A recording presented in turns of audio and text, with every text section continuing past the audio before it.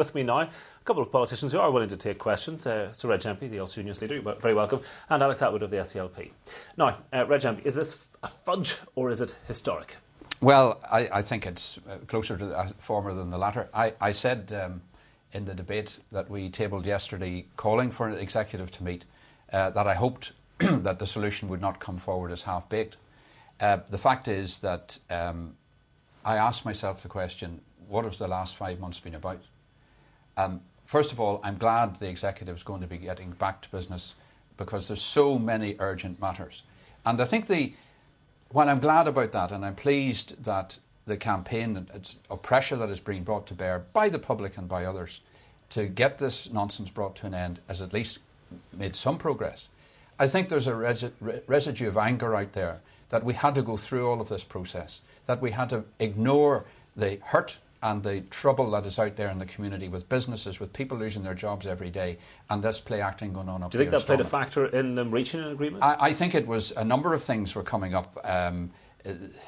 There's visits to the United States coming up. There's all sorts of other pressures to bear. And, of course, the economic crisis itself. Pensioners outside this building yesterday demanding to get some help with their heating. And a paper on the table since September or August or September by the Minister of Social Development, sitting there, not even addressed. So I'm pleased that that's going to happen. But I have to say, strategically, what has happened here, and let's be absolutely clear.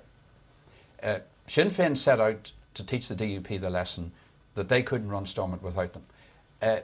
Imagine the circumstances if this paper had been drawn up between my party and Alex's party in the previous assembly. Can you imagine the DUP spokespersons in this room roaring and shouting at the content of it? Now, we have to get above that and beyond that and move on, but we'll discuss maybe some of the strategic issues. OK, Alex Attwood, you've accused Sinn Féin of capitulating to the DUP. Do you think they should have held out longer? Well, first of all, let's welcome that there's an executive meeting this week.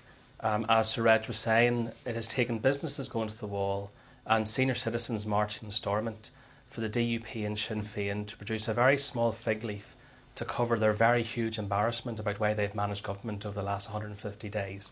Let's hope executive on Thursday hits the ground running. And I hope that Martin McGuinness, in addition to giving a present to his wife, gives a lot of presents that have been long overdue to the people of Northern Ireland. It is his wedding anniversary, just in case anybody missed that in his speech. That's what you're referring to. Thursday is his wedding anniversary. Absolutely, yeah. But there's things bigger than wedding anniversaries on Thursdays, in my view. In September, Gerry Adams sent this letter to the Assembly. And he said in this letter that he wanted a time frame and date for devolution within 2 weeks of the 29th of September. Nearly 2 months later, Gerry Adams has signed off at Martin McGuinness on a process where there is no date whatsoever except a very long, heavy, burdensome process, at the end of which, if the DUP in the Assembly and the DUP in the country agree to devolution of justice, we might have it. But when that might be, we don't know. And when I and other people asked Martin McGuinness and Peter Robinson today when that would happen, they were not able to say. But so is there any part of that process that could be truncated? I mean, surely all of that is just logically what has to happen to get you from A to B. Well, what the DUP wanted was 2 weapons in their back pocket when they faced Jim Allister in the European election. The first weapon was, whatever happens, no date for devolution of justice and policing. They've got it. But they got more than that. This is why I'm a bit bemused by what Sinn Féin have signed off on today. They got a process at the heart of which is the requirement to have community confidence. Now, Gerry Adams and Martin McGuinness have agreed with me and Mark Durkan over recent months that the community confidence for devolution of justice already exists. If it already exists, why has Martin McGuinness signed this letter today saying that there's going to be this lengthy process to determine whether community confidence exists at all? What that means is that Peter Robinson has in the bank a veto in this Assembly and a veto in the country for when devolution of justice. But is there a change in the fact that Peter Robinson now says it's his responsibility as much as anybody else's to build that confidence? I agree. You know, Peter Robinson should be saying to his community, if it's good enough for all of us to share policing responsibility at the moment the way we do, then it's good enough to do justice.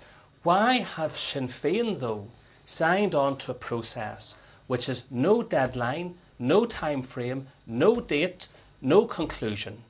Why have they signed on to that when community confidence already, according to their own words, and they agree with the SDLP in this regard, already exist. So what I'm worried about is that let's hope the executive does its business. But if people think that the devolution of justice is over the line on the basis of what Martin McGuinness has conceded to Peter Robinson, then I think very quickly, and even by the weekend, we'll begin to discover that we regret in leisure. So Reg Empey, clearly this policy paper does not have any dates in it, but what may be a determinant is the realpolitik, that in relation to this, Jim Allister has been criticising the DUP.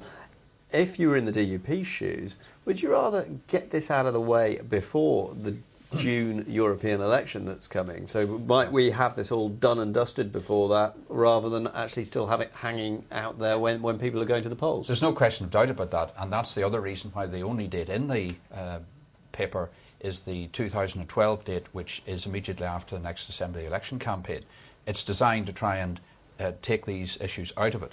But while some of what Alex says I accept to a point, let's be very clear. You don't say you're minded to appoint somebody of the stature of Mr. Arking if you're not intending to do it.